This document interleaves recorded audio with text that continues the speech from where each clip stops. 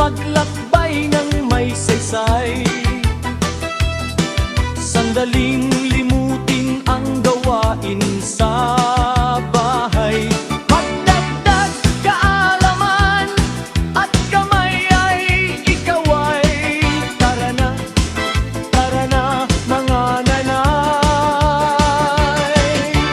Ating pakinggan ang mga salaysay, kwento ng tunay na buhay at mga sinaunang lutuing bahay.